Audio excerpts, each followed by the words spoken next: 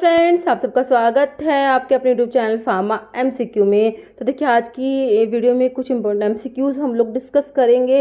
और देखिए, ये जो एमसीक्यूज़ हैं आपके आईटीबीपी का जो फार्मासिस्ट का आपका क्वेश्चन पेपर है 2019 का, ठीक है, उसके क्वेश्चंस हैं जो इस वीडियो में हम लोग डिस्कस करेंगे।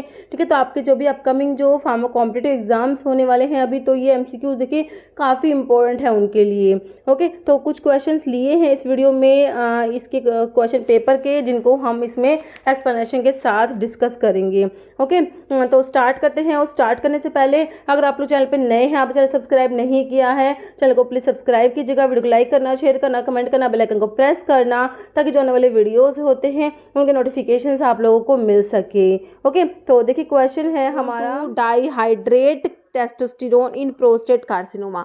देखिए इसमें क्या पूछा है, ड्रग जो किसको इनहिबिट करती है, conversion of testosterone to dihydrate. देखिए जो टेस्टोस्टेरोन होता है, ओके, इससे बनता है क्या, टेस्टोस्टेरोन से बनता है डाईहाइड्रो, जो क्या होती है, मोर एक्टिव फॉर्म होती है। टेस्टोस्टेरोन की मोर एक्टिव फॉर्म होती है कौन सी, डाईहाइड्रो टेस्टोस्टेरोन, जो आपको क्वेश्चन में दिया है डाईहाइड्रेट टेस्टोस्टेरोन बनता है। तो इसमें एंजाइम होता है, कौन सा एंजाइम यहाँ पे एक्ट करता है, वो होता है 5 अल्फा रिडक्टेज एंजाइम होता है। 5 अल्फा रिडक्टेज एंजाइम जो होता है क्या करता है, टेस्टोस्टेरोन से बनाता है डाईहाइड्रेट टेस्टोस्टेरोन। ओके, तो अभी जो आप इसमें से ड्रग जो है हमारा, जो भी आंसर होगा वो क्या करती है, 5 अल्फा रिडक्टेज एंजाइम को इनहिबिट करती है। तो आपको बताना है 5 अल्फा रिडक्टेज इनहिबिटर का नाम बताना है कौन सा है। अगर आपने एंटी कैंसर ड्रग का क्लासिफिकेशन पढ़ा है, एंटी नियोप्लास्टिक ड्रग का, एंटी कैंसर ड्रग, ओके, तो उसमें आप लोग पढ़ते हैं 5 अल्फा रिडक्टेज इनहिबिटर में आप 2 ड्रग पढ़ते हैं, है ना। अभी आप ऑप्शंस देखिए इसकी, अब आपको मेरे हिसाब से इसका आंसर आपको दिमाग में आ गया होगा। तो ऑप्शंस में आपको मिला है, देखिए फिनास्टिराइड दिया हुआ है, ड्यूटास्टिराइड, बोथ ए एंड बी, टमोक्सिफिन, है ना। तो आपके जो 5 अल्फा रिडक्टेज इनहिबिटर होते हैं उसमें आप 2 ड्रग पढ़ते हैं, कौन कौन सी आती है, फिनास्टिराइड और ड्यूटास्टिराइड आती है। तो आपका आंसर हो जाएगा both A and B, finasteride and dutasteride. क्या करती है ये, टेस्टोस्टेरोन का जो कन्वर्जन है डाईहाइड्रेट टेस्टोस्टेरोन में, इसको क्या करती है, इनहिबिट करा देती है। ओके, तो आपका आंसर हो जाएगा ऑप्शन सी। बाकी इसमें टमोक्सिफिन दिया है, तो टमोक्सिफिन जो होती है सेलेक्टिव एस्ट्रोजन रिसेप्टर मॉड्यूलेटर में आपका टमोक्सिफिन एंड टोरिमिफिन 2 ड्रग आती है। टमोक्सिफिन एंड टोरिमिफिन किसमें, सेलेक्टिव एस्ट्रोजन रिसेप्टर मॉड्यूलेटर में। ओके, नेक्स्ट क्वेश्चन देखिए, क्वेश्चन है pH of human tears is, ठीक है। तो टीयर्स का पीएच बिल्कुल सिंपल क्वेश्चन है। ऑप्शंस में आपको 7.2 दिया है, 8, 7.6 या 4.6। ओके, तो आपका आंसर हो जाएगा कौन सा, ऑप्शन सी हो जाएगा, 7.6 होता है ह्यूमन टीयर्स का पीएच। नेक्स्ट है central drug laboratory is established, laboratory is established in. तो इस टाइप से क्वेश्चन रिपीट होते रहते हैं, आपको पता ही है। तो इसमें देखिए दिल्ली, लखनऊ, कलकत्ता या गुजरात। तो सेंट्रल ड्रग लैबोरेटरी है, ये कहाँ पर है, तो ये आपकी ऑप्शन सी हो जाएगा, कलकत्ता में है। ओके, तो आपका आंसर क्या हो जाएगा, ऑप्शन सी। नेक्स्ट है, देखिए मैंने इसमें लिखा हुआ है, देखिए ये जो सेंट्रल ड्रग लैबोरेटरी है ये सिचुएटेड इन कोलकाता, है ना। और बाकी ये 2-3 इंस्टीट्यूट्स हो रहे हैं, ये आप और देख लीजिए क्योंकि इसके ऊपर क्वेश्चन बनते हैं। सेंट्रल रिसर्च इंस्टीट्यूट कहाँ पर है, कसौली में है। सेंट्रल ड्रग रिसर्च इंस्टीट्यूट है, ये कहाँ पर है, ये है लखनऊ में। And Indian veterinary research institute जो है ये कहाँ पर है, इज्जत नगर में है। तो ये चारों ही आपको याद रखने हैं। नेक्स्ट क्वेश्चन है, which of the following one is use to adjust isotonicity. तो आइसोटोनिसिटी को एडजस्ट करने के लिए आपको एक सिंपल सा नाम तो NaCl पता ही होता है ना। NaCl जो होता है इसको यूज करते हैं ना। तो ऑप्शन देखिए, डेक्सट्रोज, NaCl, बोरिक एसिड या ऑल ऑफ द अबव। तो बहुत से स्टूडेंट्स तो क्या करेंगे, NaCl को देखते ही इसके ऊपर टिक कर देंगे NaCl। लेकिन देखिए भैया और ऑप्शंस में देखिए, इसमें डेक्सट्रोज है, बोरिक एसिड है, तो इनको भी तो आइसोटोनिसिटी को एडजस्ट करने के लिए यूज करते हैं, है ना। तो आपका आंसर हो जाएगा option D, all of the above. अब देखिए ये क्वेश्चन जो है आपका आईटीबीपी के पेपर का क्वेश्चन है, और यही क्वेश्चन ड्रग इंस्पेक्टर का जो एग्जाम हुआ था असम का, है ना, असम का जो ड्रग इंस्पेक्टर का एग्जाम हुआ था उसमें भी ये क्वेश्चन आया था। है pharmacological science relating to collection, detection, assessment, monitoring and prevention of adverse reaction is called, है ना। देखिए ऑप्शंस हैं फार्माकोलॉजी, फार्माकोविजिलेंस, फार्माकोडायनेमिक या फार्माकोग्नोसी। तो आपका ये फार्माकोविजिलेंस में आता है एडवर्स ड्रग रिएक्शंस के लिए। तो आपका जो है ऑप्शन हो जाएगा बी राइट हो जाएगा, फार्माकोविजिलेंस। क्वेश्चन नेक्स्ट है urethral suppositories are also known as, देखिए बोगीज, पैशरीज, बोथ या नन। देखिए जो सपोजिटरीज होती हैं, जैसे एक तो रेक्टल सपोजिटरीज होती हैं, वजाइनल सपोजिटरीज होती हैं, ओके, और क्या होती हैं, नेजल सपोजिटरीज होती हैं, यूरिथ्रल सपोजिटरीज होती हैं जैसे आपको क्वेश्चन में दिया है, और एक होती है ईयर कोन्स होती हैं, ईयर कोन्स।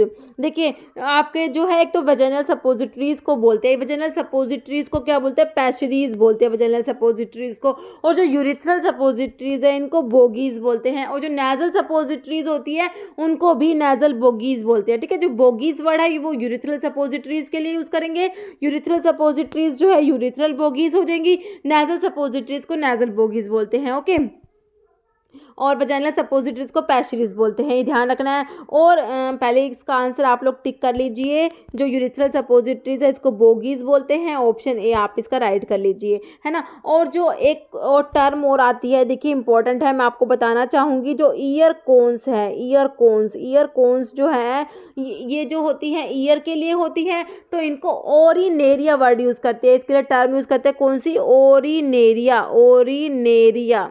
ये ना एक क्वेश्चन, ये एक बार क्वेश्चन आया हुआ है इसलिए मैं आपको बता रही हूँ, एक एग्जाम में आया था, हिमाचल के में आया था आई थिंक मेरे हिसाब से, ठीक है। तो ओरिनेरिया जो टर्म है ये किसके लिए, ईयर कोन्स के लिए, ध्यान रखना है हमने। क्वेश्चन हमारा है next, to identify the emulsion type which of the following test are conducted, ठीक है। तो मतलब कि कौन से टाइप का इमल्शन है, वाटर इन ऑयल है, ऑयल इन वाटर है, तो इसके टाइप को आइडेंटिफाई करने के लिए कौन कौन से टेस्ट परफॉर्म करते हैं इनमें से, ऑप्शंस में से देखिए आपके ऑप्शंस में दिया हुआ है डाइल्यूशन टेस्ट है, डाई टेस्ट है, कंडक्टिविटी टेस्ट या ऑल।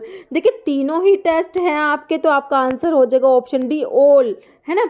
तो आपका ऑप्शन डी राइट हो जाएगा। नेक्स्ट तो देखिए एक बार मैंने लिखे हुए कौन कौन से टेस्ट होते हैं जो टाइप ऑफ इमल्शंस को आइडेंटिफाई करने के लिए यूज़ करते हैं, तीन तो आपके ऑप्शंस में दिए हुए थे, कौन कौन से दिए हुए, डाइल्यूशन टेस्ट है, डाई टेस्ट, कंडक्टिव टेस्ट और एक फ्लोरेसेंस टेस्ट भी होता है। तो आप ऑप्शन से ध्यान से देखिएगा कहीं आपको फ्लोरेसेंस टेस्ट तो नहीं मिला, है ना, कई बार ऐसे दे देते हैं, तीन जो है ऑप्शंस होते हैं, एक नहीं होता इस टाइप से। तो आपकी ये चारों टेस्ट हैं ये टाइप ऑफ इमल्शंस को आइडेंटिफाई करने के लिए होते हैं, चारों के नाम हमें याद रखने हैं। नेक्स्ट है द नोक्सियस और unintended response to a drug occur at a usual dose is called. देखिए ऑप्शंस में ADR, ATP, ADD या ACT। तो देखिए ये जो है ये होता है एडवर्स ड्रग रिएक्शंस, ओके, आपका ऑप्शन ए राइट हो जाएगा, एडवर्स ड्रग रिएक्शन। नेक्स्ट है ADR। नेक्स्ट है drug which overcome the action of poison is commonly known as, है ना, पॉइजन के एक्शन को ओवरकम करेगी, तो ये हो गया आपका ऑप्शन। देखिए एंटीडोट, एंटीटसिव, एनाल्जेसिक, एंटीवायरल, बिल्कुल सिंपल क्वेश्चन है, ऑप्शन ए हो जाएगा आपका एंटीडोट्स। और एंटीडोट्स आपको सभी के पता होने चाहिए, जो ये पेपर है इसमें एंटीडोट्स के ऊपर आई थिंक मेरे हिसाब से 5 क्वेश्चन तो आए हुए हैं, एंटीडोट्स के ऊपर ही आए हुए हैं, 5 क्वेश्चन तो है ही है, 5 से 6 भी वो देख सकते हैं हम इसमें, ठीक है। तो एंटीडोट का मैंने वीडियो अपलोड भी किया हुआ है, आप उसको भी चेक कर लेना, ओके। नेक्स्ट है which of the following drug is used in case of paracetamol poisoning. Paracetamol poisoning के लिए कौन सी ड्रग देंगे, देखिए डिजिटॉक्सिन, ब्यूटाडाइन, एनेस्टाइलसिस्टीन या मिफेनामिक एसिड। मिफेनामिक एसिड तो किस में आता है, एनसेड्स आप लोग पढ़ते हैं ना, एनसेड्स पढ़ते हैं, non steroidal anti inflammatory drugs जो होती है उसमें एंथ्रानिलिक एसिड डेरिवेटिव में आता है। देखिए ये इंपॉर्टेंट है, मैं आपको इसलिए बता रही हूँ, ये एंथ्रानिलिक एसिड डेरिवेटिव का कई बार पूछते हैं। मिफेनामिक एसिड किस में आता है, एंथ्रानिलिक एसिड डेरिवेटिव में आता है, ओके। एंथ्रानिलिक एसिड डेरिवेटिव होता है मिफेनामिक एसिड। और जो पैरासीटामोल जो होता है पैरामिनोफिनोल डेरिवेटिव होता है पैरासीटामोल। तो पैरासीटामोल की पॉइजनिंग में ड्रग जो देंगे वो आपका होता है ऑप्शन सी हो जाएगा, एन एसिटाइल सिस्टीन होता है, ध्यान रखना है आपने, इसका ऑप्शन सी राइट हो जाएगा, एन एसिटाइल सिस्टीन, है ना। तो आपका आंसर क्या हो गया, ऑप्शन सी। और जो पैरासीटामोल का जो हिपैटोटॉक्सिक मेटाबोलाइट होता है, पैरासीटामोल का क्या होता है, हिपैटोटॉक्सिक मेटाबोलाइट, वो बताइए क्या होता है। हिपैटोटॉक्सिक जो मेटाबोलाइट होता है जो हिपैटोटॉक्सिटी कोज कराता है वो होता है कौन सा, N acetyl para benzoquinone imine. Okay, क्या होता है, N acetyl para benzoquinone imine. ये पैरासीटामोल का हिपैटोटॉक्सिक मेटाबोलाइट होता है। इसके ऊपर भी क्वेश्चन काफ़ी बार एग्जाम में आता है। क्वेश्चन हमारा नेक्स्ट है, एंटीडोट ऑफ ऑर्गेनोफॉस्फेट्स आर। देखिए ऑर्गेनोफॉस्फेट्स जो होते हैं उनके एंटीडोट में आप एक तो क्या पढ़ते हैं, प्रेलिडोक्साइम पढ़ते हैं, है ना, प्रेलिडोक्साइम पढ़ते हैं किसमें, जो आपका जो ऑर्गेनोफॉस्फेट्स के एंटीडोट्स में। अभी आप ऑप्शंस देखिए, डाइमरकैप्रोल दिया है, एट्रोपिन सल्फेट, साइनाइड या पेनिसिलामिन। प्रेलिडोक्साइम तो कहीं पे दिया नहीं हुआ, तो हमें आंसर करना है अकॉर्डिंग टू आवर ऑप्शन। तो हमारा आंसर हो जाएगा इसमें ऑप्शन बी हो जाएगा, एट्रोपिन सल्फेट। अगर आपको ऑप्शंस में प्रेलिडोक्साइम मिलता है तो प्रेलिडोक्साइम होगा, है, और अगर प्रेलिडोक्साइम नहीं है तो हमारा एट्रोपिन सल्फेट होगा। दोनों एक साथ कभी ऑप्शन में नहीं आते। मैंने कई बार कई एग्जाम देखे हैं, कईयों में प्रेलिडोक्साइम आता है और कभी होता है एट्रोपिन सल्फेट, तो दोनों एक साथ नहीं होते हैं। तो आपका आंसर हो जाएगा इसका ऑप्शन बी, एट्रोपिन सल्फेट हो जाएगा। ओके, क्वेश्चन आपका नेक्स्ट है, following can be use to antagonise the action of heparin in the case of overdose. ठीक है, तो हिपैरिन का सिंपल आपसे हिपैरिन का एंटीडोट पूछा है। हिपैरिन के ओवरडोज जब होते तो कौन सी ड्रग देंगे एंटागनाइज करने के लिए। देखिए heparin sulphate, dextran sulphate, protamine sulphate, ancrod. देखिए हिपैरिन का जो एंटीडोट होता है वो होता है ऑप्शन सी, प्रोटामिन सल्फेट होता है। ओके, हिपैरिन का जो एंटीडोट है जो इसको एंटागनाइज करने के लिए इसके एक्शन को यूज़ करेंगे वो होता है प्रोटामिन सल्फेट होता है। तो आपका आंसर हो जाएगा ऑप्शन सी, प्रोटामिन सल्फेट, है ना। तो एंटीडोट के ऊपर देखिए क्वेश्चन देख लिया हमने, 4 से 5 क्वेश्चन आए हुए हैं इस पेपर में। नेक्स्ट है, opium poisoning is overcome bye. Opium poisoning के लिए अब इसमें एंटीडोट बताना है। देखिए पायरिडोक्सिन जो विटामिन B6 को बोलते हैं, डिजोक्सिन कार्डियोग्लाइकोसाइड में आता है, नैलोक्सोन या फाइसोस्टिग्मिन। फाइसोस्टिग्मिन जो होता है ये क्या होता है, एंटीकोलिनेस्ट्रेजिस में आता है। फाइसोस्टिग्मिन जो रिवर्सिबल एंटीकोलिनेस्ट्रेजिस होते हैं उसमें आता है। ओपियम पॉइजनिंग के लिए आप क्या यूज़ करेंगे, प्योर ओपियोइड एंटागनिस्ट जो आप लोग पढ़ते हैं उसमें 3 ड्रग आती है। प्योर ओपियोइड जो एंटागनिस्ट होते हैं उसमें कौन कौन सी ड्रग आती है, प्योर ओपियोइड एंटागनिस्ट में कौन कौन सी आती है, नैलोक्सोन आता है एक तो, है ना, नैलोक्सोन आता है, नैलट्रिक्सोन और नैलमिफिन, 3 ड्रग आते हैं, ध्यान रखना, नैलोक्सोन, नालट्रिक्सोन और एक क्या होती है, नैलमिफिन होती है, नैलमिफिन। मैंने इस सीरीज़ में सारे क्वेश्चन आपको कराए हुए हैं। पहले प्योर ओपियोइड एंटागनिस्ट का मैंने आपको बताया हुआ है तीनों एग्जाम्पल। तो आपका आंसर हो जाएगा आपका ऑप्शन सी हो जाएगा, नैलोक्सोन हो जाएगा, जो ओपियम की पॉइजनिंग में देंगे, है ना। क्वेश्चन नेक्स्ट है, सिंपल सुक्रोज सिरप इज।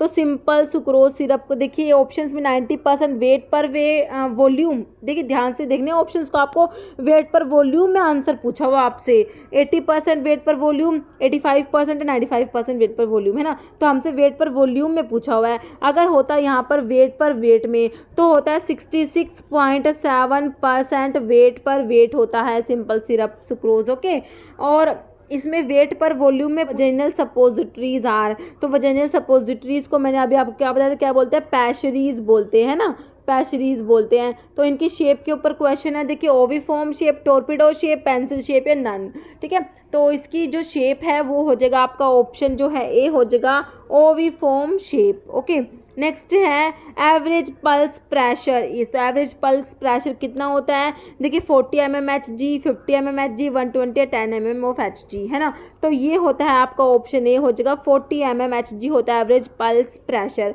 और ये पल्स प्रेशर होता क्या है एक बारी देख लेते हैं।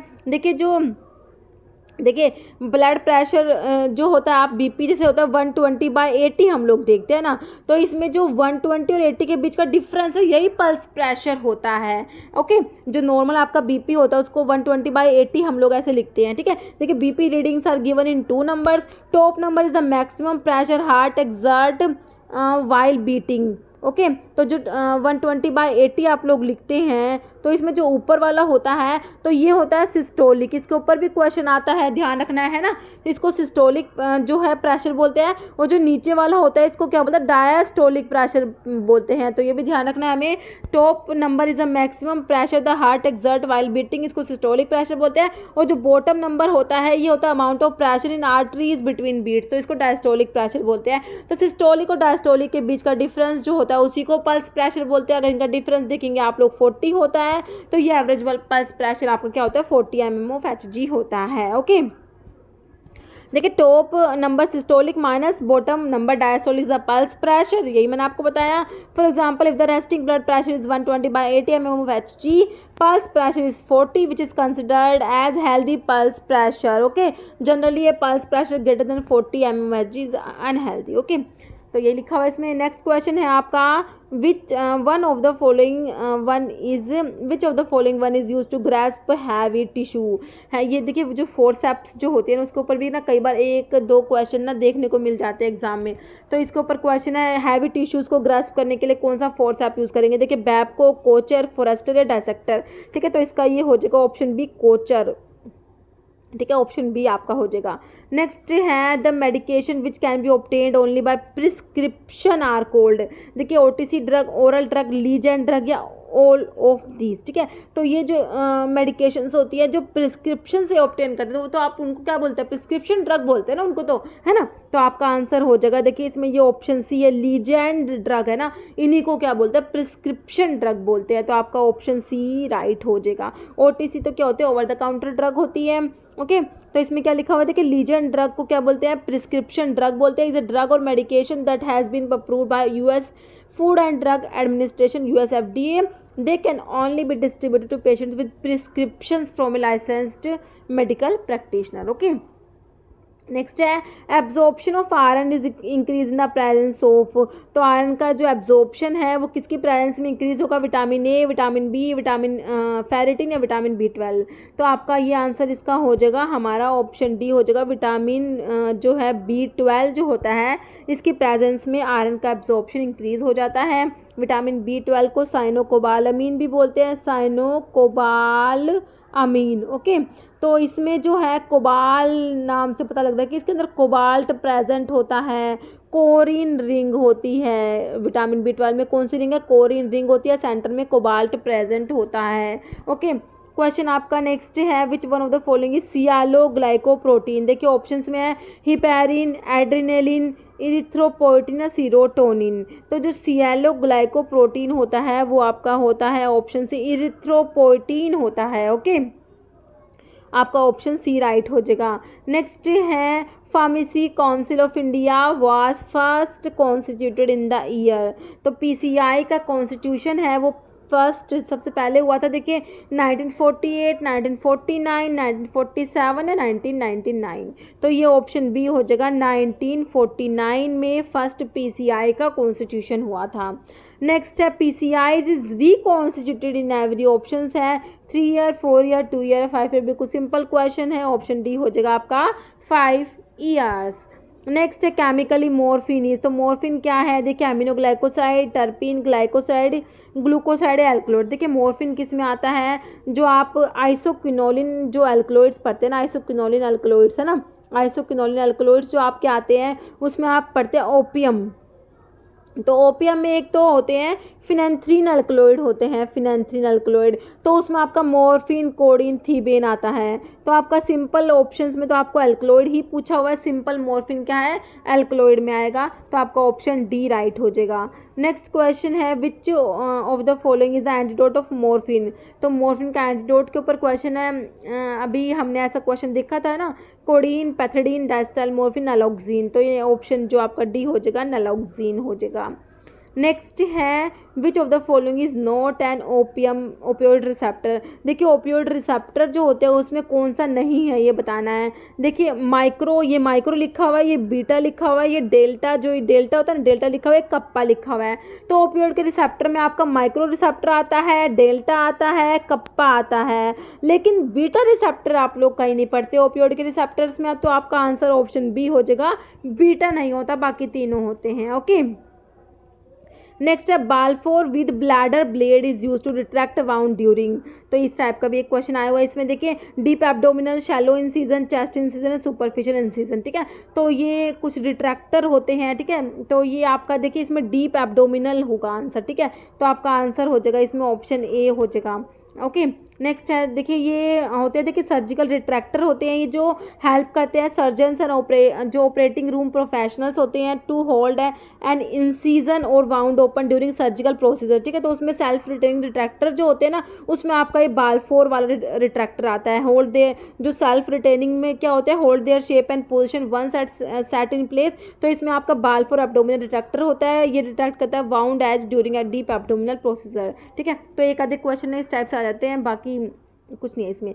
नेक्स्ट है a medical prescription is an order toast by qualified health care professional to. Options हैं डेंटिस्ट, फिजियोथेरेपिस्ट, फार्मासिस्ट, फिजिशियन, ठीक है। तो ये बिल्कुल सिंपल है, इसमें हो जाएगा आपका ऑप्शन सी हो जाएगा फार्मासिस्ट। नेक्स्ट है OTC स्टैंड्स फॉर, ऑप्शन से है over the counter, over the cost, over the centre, none of this. OTC बिल्कुल सिंपल है, ओवर द काउंटर होता है, ऑप्शन ए आपका राइट हो जाएगा ओवर द काउंटर। नेक्स्ट है superscription sign in prescription is written by bold letter, small letter, Latin या number. तो ये आपका सुपरस्क्रिप्शन जो होता है जिसमें आपका RX आता है ना, तो आपका ये ऑप्शन सी हो जाएगा लैटिन। नेक्स्ट है dyspepsia is a term for, देखिए nausea, vomiting, collection of symptoms, abdominal pain. तो ये देखिए आपका कलेक्शन ऑफ सिम्टम्स हो जाएगा डिस्पेप्सिया। देखिए डिस्पेप्सिया जो है ये इंडाइजेशन को बोलते हैं, refers to discomfort or pain that occur in the upper abdomen often after eating or drinking. तो it is not a disease but a symptoms, okay। तो आपका आंसर हो जाएगा collection of symptom। feeling felt behind the breastbone after accompanied by a sour or bitter taste in the throat is caused by, देखिए acidity, peptic ulcer, gastroesophageal reflux या overdose of antibodies. तो इसका हो जाएगा आपका answer option C हो जाएगा। जो आप लोग पढ़ते हैं गैस्ट्रोइसोफेगल रिफ्लक्स डिजीज़ जो पढ़ते हैं GERD, उसकी बात हो रही है, ओके। तो आंसर हो जाएगा आपका ऑप्शन सी। नेक्स्ट है proton pump inhibitor reduce the secretion of. तो प्रोटोन पंप इनिबिटर्स जो होते हैं आपके, इसमें कौन सी ड्रग आती है, देखिए इसमें होते हैं आपके प्राजोल वाली ड्रग आती है ना, प्राजोल वाली PPIs है ना, प्रोटोन पंप इनिबिटर। जैसे ओमीप्राजोल हो गया, पेंटोप्राजोल हो गया, लेंसोप्राजोल हो गया, रैबीप्राजोल हो गया, इसोमीप्राजोल हो गया। तो ये सब जो है आपके होते हैं प्रोटोन पंप इनिबिटर्स होते हैं, ओके। तो ये क्या करते हैं, रिड्यूस किसके सिक्रेशन को रिड्यूस करते हैं, देखिए म्यूकस है ऑप्शंस में आपके, गैस्ट्रिक एसिड, पैप्सिन या ऑल। तो ये किसके, गैस्ट्रिक एसिड के सिक्रेशन को रिड्यूस करते हैं। तो आपका आंसर हो जाएगा क्या, ऑप्शन बी हो जाएगा। नेक्स्ट आपका क्वेश्चन है state of complete physical, mental and social wellbeing, not merely the absence of disease is cold. देखिए ये क्वेश्चन सिंपल, जो आप हेल्थ एजुकेशन कम्युनिटी फार्मेसी जो पढ़ते हैं उसमें फर्स्ट आपका चैप्टर आता है कंसेप्ट ऑफ हेल्थ, है ना। तो कंसेप्ट ऑफ हेल्थ में आपका सिंपल सबसे पहले हेल्थ की डेफिनेशन जो है अकॉर्डिंग टू WHO हेल्थ की डेफिनेशन आती है, सिंपल वो डेफिनेशन इसमें दी हुई है, a state of complete physical, mental and social wellbeing, not merely the absence of disease and infirmity is called, है ना। तो ये इसको किसकी डेफिनेशन है, ये बिल्कुल सिंपल है। देखिए हेल्थ, फिजिकल फिटनेस, स्ट्रेंथ या एंड्योरेंस। तो किसकी डेफिनेशन है ये, ऑप्शन ए हो जाएगा आपका हेल्थ, ओके। नेक्स्ट है haemochromatosis can be detected by liver function test, ferritin blood test, complete blood count या यूरिन एनालिसिस एवरेज। आंसर आपका हो जाएगा option B, ferritin blood test. Next है pulsating and throbbing headache are called. देखिए options में है migraine, tension, infection in CSF या lack of oxygen in brain. तो ये होता है ऑप्शन ए हो जाएगा, माइग्रेन में जो है पल्सेटिंग एंड थ्रोबिंग हेडेक होता है, ओके। नेक्स्ट है ABC analysis of drug in inventory control is based on.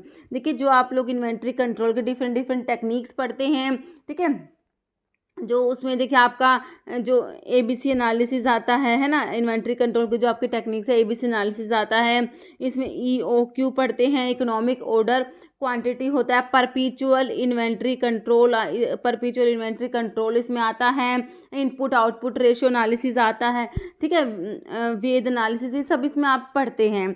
तो ये जो एबीसी एनालिसिस के बारे में आपका क्वेश्चन है कि जो एबीसी एनालिसिस जो होती है, एक तो एबीसी एनालिसिस का फुल फॉर्म आपको पता होना चाहिए, ऑलवेज बेटर कंट्रोल। इसके ऊपर क्वेश्चन बहुत बार एग्जाम में आया है। एबीसी में एबीसी का फुल फॉर्म है ऑलवेज बेटर कंट्रोल। ओके, ध्यान रहेगा है। अभी इसमें पूछा है कि जो एबीसी एनालिसिस जो होती है ड्रग की, वो किस पे बेस्ड होती है। ओके, देखिए जो एबीसी एनालिसिस जो होती है, इसमें जो मटेरियल्स जो होते हैं इनको किसके अकॉर्डिंग डिवाइड करते हैं, तो इसमें मटेरियल्स जो होते हैं एबीसी एनालिसिस में, इनको डिवाइड करते हैं 3 ग्रुप्स में, ए बी और सी, ऐसे ग्रुप्स 3 ग्रुप्स में डिवाइड करते हैं according to the cost of the material. ठीक है, किसके किसके बेस पे होते हैं, according to the cost of the material and the money value of consumption. Okay, cost के अकॉर्डिंग एंड द कंजप्शन के अकॉर्डिंग, ठीक है, according to the cost of the material and the money value of the consumption. अभी आप इसके option देखिए, analysis of drug store based on their cost, based on distribution of drug alphabetically, both A and B none. तो देखिए मैंने आपको बताया किसके अकॉर्डिंग करते हैं, कॉस्ट के अकॉर्डिंग एंड द कंजप्शन के अकॉर्डिंग, है ना। तो आपका इसमें ऑप्शन 2 तो नहीं होगा, तो आपका ऑप्शन ए ही राइट हो जाएगा, analysis of drug store according to their cost. Okay, और इसमें देखिए मटेरियल्स जो होते हैं इनको A item, B item, C item ऐसे डिवाइड करते हैं इनको। ठीक है, इसमें होते हैं देखिए क्या होता है, ए आइटम्स होते हैं, बी आइटम्स होते हैं, सी आइटम्स होते हैं। इसके ऊपर कई बार क्वेश्चन आता है। देखिए ए जो आइटम्स होते हैं ये क्या होते हैं, कॉस्टली आइटम्स होते हैं। क्या होते हैं, कॉस्टली आइटम्स होते हैं। तो ये जो कॉस्टली आइटम्स होते हैं 10% ऑफ टोटल इन्वेंट्रीज को कवर करते हैं। क्या करते हैं, 10% ऑफ टोटल इन्वेंट्री होता है उसको ये कवर करते हैं, और जो 70% बजट होता है उसको कवर करते हैं। कॉस्टली आइटम्स है तो इसमें 10% ऑफ टोटल इन्वेंट्री होगा, और जो बजट होता है टोटल बजट उसका 70% ये कंज्यूम करते हैं। ओके, जो ए आइटम्स होते हैं, तो इसमें आपको 10-70% याद करना होता है, और बी आइटम्स होते हैं 20% ऑफ टोटल इन्वेंट्री होते हैं, और 20% ये बजट को कंज्यूम करते हैं बी आइटम्स। ठीक है, सिंपल है, 20-20 याद करना है, कुछ भी नहीं है इसमें। सी आइटम में इसका रिवर्स करना है, जो फर्स्ट में हमने 10% ऑफ टोटल इन्वेंट्री 70% बजट देखा था ना, तो ये 70% ऑफ टोटल इन्वेंट्री होते हैं और 10% बजट कंज्यूम करते हैं। तो ये क्या होता है, इसमें चीप आइटम्स होते हैं, सस्ते आइटम्स होते हैं, किसमें, जो सी आइटम्स होते हैं। ठीक है, तो सी आइटम में मैंने आपको बताया 70% टोटल इन्वेंट्री को कंज्यूम, टोटल इन्वेंट्री होते हैं, और 10% ये बजट कंज्यूम करते हैं। ओके, तो इसमें क्या होते हैं, जो चीप आइटम्स होते हैं, और जो ए आइटम्स होते हैं वो कॉस्टली आइटम्स होते हैं। तो इसके ऊपर ना क्वेश्चन ना कई बार देखिए कैसे आता है, एक तो ये पूछा जाता है कि एबीसी एनालिसिस में, एक तो एबीसी इसकी full form always better control. Second number पे क्वेश्चन बनता है कि किस पे बेस्ड होता है, जो एबीसी एनालिसिस है किस पे बेस्ड है, एक तो कॉस्ट के ऊपर बेस्ड है, और एक consumption, money value of consumption है। ठीक है, तीसरा क्वेश्चन बनता है जो इसमें एबीसी एनालिसिस में, जैसे ए item, B item, C item, इन तीनों में से किसी एक का पूछ लिया कि ऐसे कौन से आइटम्स हैं जो 10% ऑफ टोटल जो इन्वेंट्री है और 70% बजट कंज्यूम करते हैं। इस टाइप से क्वेश्चन आता है, कौन से हैं ये, ए आइटम है, बी आइटम या सी आइटम है। ठीक है, तो ये मैंने आपको सारा बता दिया, आप इसको अच्छे से पढ़ लेना अपनी बुक से, इसके ऊपर क्वेश्चन बनता ही बनता है, काफ़ी इंपॉर्टेंट है मतलब। ओके, नेक्स्ट क्वेश्चन देखिए, providing uniform education and training to the person willing to enter the profession of pharmacy is the objective of, देखिए drug and cosmetic act, narcotic act, pharmacy act या poison act. ठीक है, तो simple है, ये pharmacy act में आ जाएगा, option आपका सी हो जाएगा, है ना। फार्मेसी एक्ट कब पास हुआ था, 1948 में का है फार्मेसी एक्ट। पॉइजन एक्ट है 1919 का। Narcotic drug and psychotropic substance act NDPS act है 1985 का। ड्रग एंड कॉस्मेटिक एक्ट पास हुआ था 1940 में, और इसके रूल्स आए थे 1945 में। जो एक्ट है और इनके ईयर्स है, इसका मैंने सेपरेट वीडियो बनाया हुआ है, वहाँ से इनको पढ़ सकते हैं।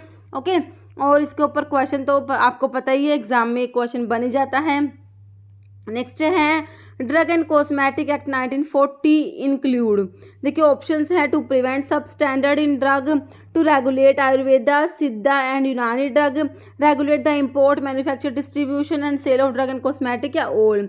तो आपका आंसर हो जाएगा इसका ऑप्शन जो है डी हो जाएगा, ऑल ऑफ दीज। ओके, आपका आंसर क्या हो जाएगा इसका, option D, all of these. Okay, question next है, diffusion hypoxia is likely to occur only after use of nitrous oxide. देखिए जो आप जो जनरल एनेस्थेटिक्स पढ़ते हैं इसमें डिफरेंट एनेस्थेटिक्स आपके आते हैं, है ना, तो उसमें एक नाइट्रस ऑक्साइड भी होता है। तो ये जो डिफ्यूजन हाइपोक्सिया होता है ना, ये सिर्फ नाइट्रस ऑक्साइड के साथ ही देखने को मिलता है। क्यों नाइट्रस ऑक्साइड के साथ ही होता है ये आपसे पूछा है।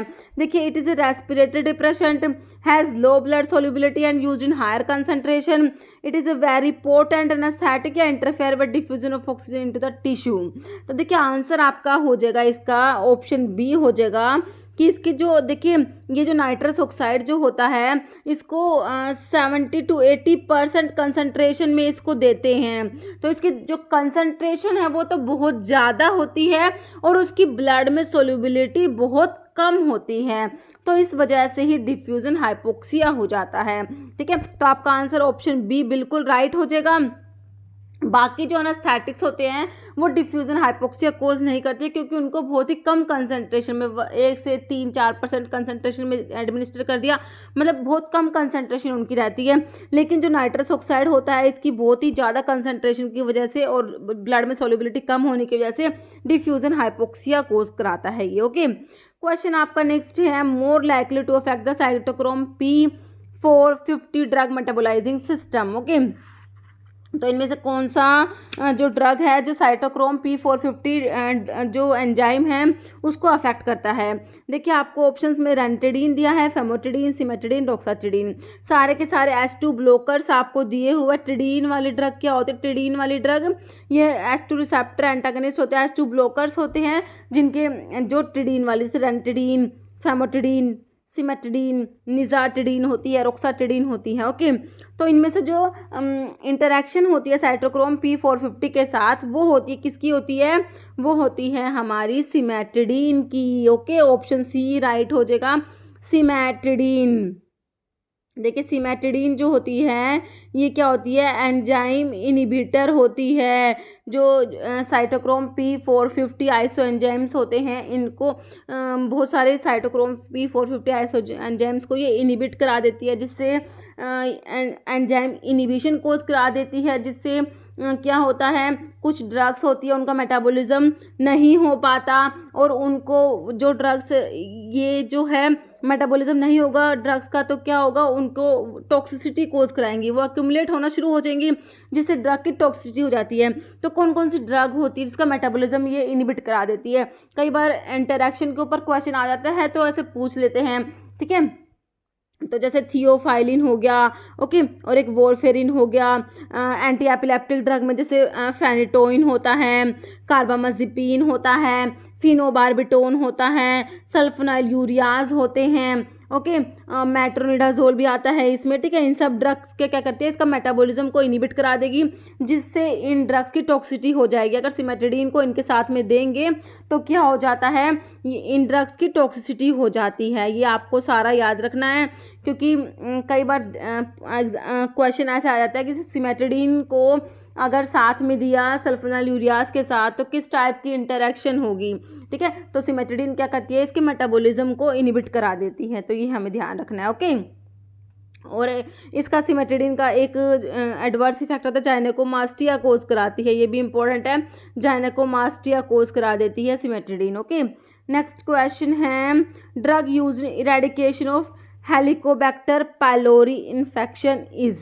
ठीक है, तो जो H पाइलोरी आप लोग पढ़ते हैं, हेलिकोबैक्टर पाइलोरी है ना, ये ग्राम नेगेटिव बैसिलस होता है, ये भी इम्पोर्टेंट है याद रखना।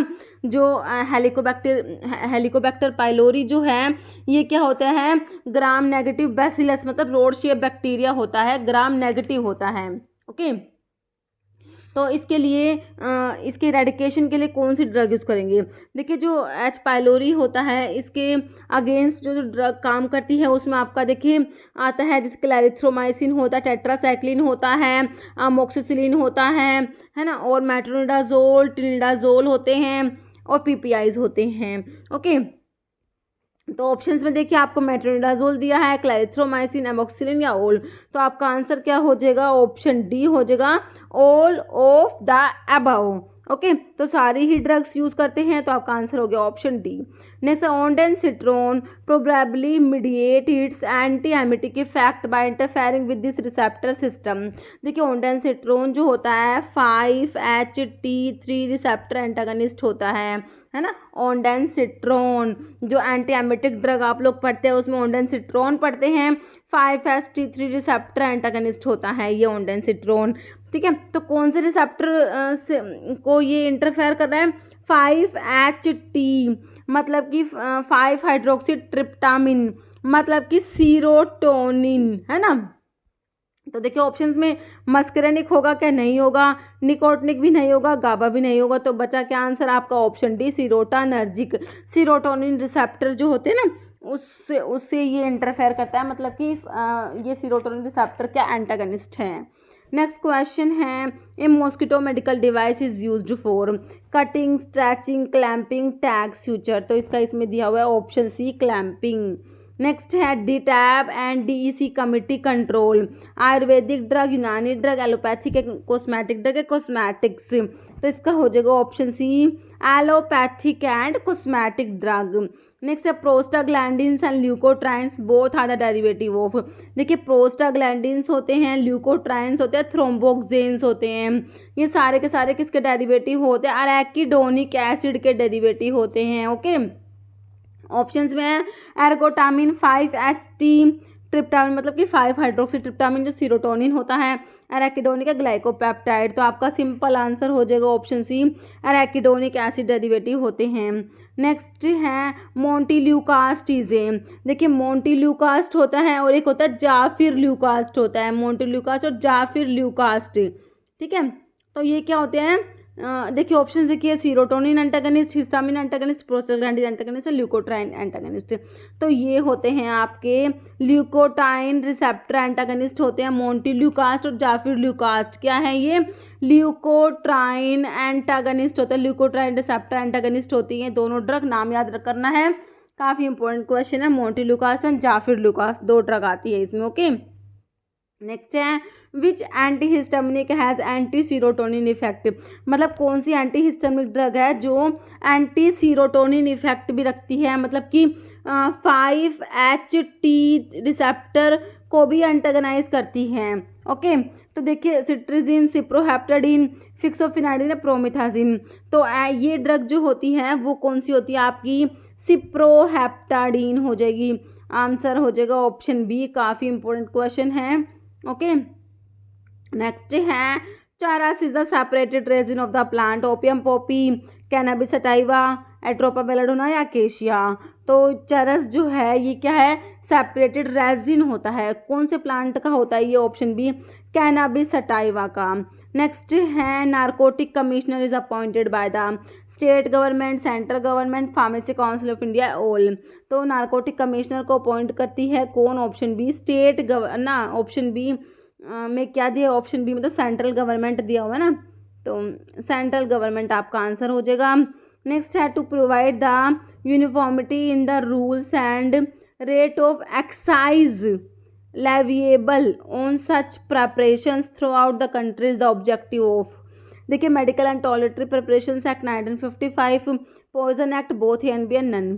तो आंसर आपका हो जाएगा option A medical and toiletry preparation act 1955। Okay, next है national pharmaceutical pricing authority NPPA was found by government of India in the year.